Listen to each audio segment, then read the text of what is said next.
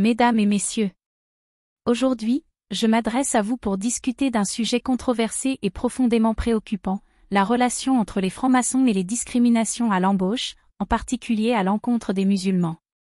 Dans une époque où les valeurs d'égalité et de respect des diversités sont au cœur de nombreuses discussions, il est essentiel de se pencher sur la manière dont des organisations influentes comme la franc-maçonnerie se positionnent face à ces enjeux. Il est vrai que la franc-maçonnerie se veut être un bastion de la liberté, de l'égalité et de la fraternité. Cependant, nous devons nous interroger sur les actions de certains de ses membres et sur l'impact de leurs décisions. Des témoignages circulent, suggérant que certaines loges, dans un esprit de préjugés ou d'ignorance, pourraient soutenir des pratiques discriminatoires lors des recrutements. Imaginez une entreprise où la diversité pourrait enrichir l'environnement de travail, apporter des perspectives nouvelles et promouvoir l'innovation. Pourtant, des candidats musulmans, souvent victimes de préjugés, pourraient se voir écartés uniquement en raison de leur foi ou de leur origine. Ce phénomène n'est pas anodin, il a des conséquences désastreuses sur nos sociétés et nos économies.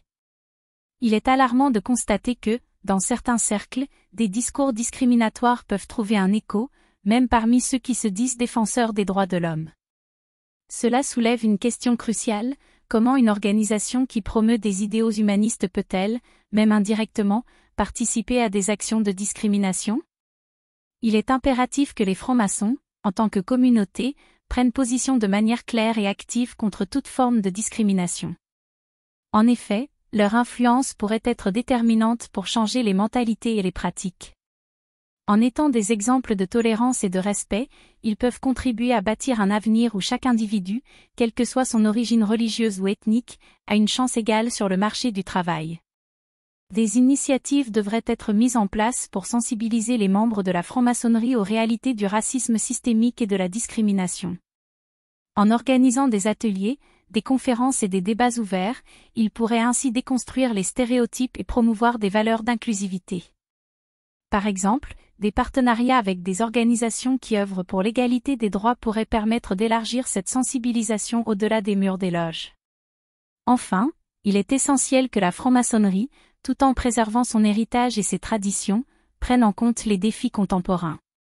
En embrassant pleinement les valeurs qu'elle prône, elle peut jouer un rôle fondamental dans la lutte contre la discrimination et l'injustice. En conclusion, je vous exhorte à réfléchir à la manière dont nous, en tant que société, pouvons œuvrer ensemble pour un avenir meilleur, où chacun, indépendamment de sa foi, de sa race ou de son origine, pourra trouver sa place et s'épanouir. C'est en unissant nos forces et nos convictions que nous pourrons réellement promouvoir l'égalité et la fraternité. Je vous remercie de votre attention.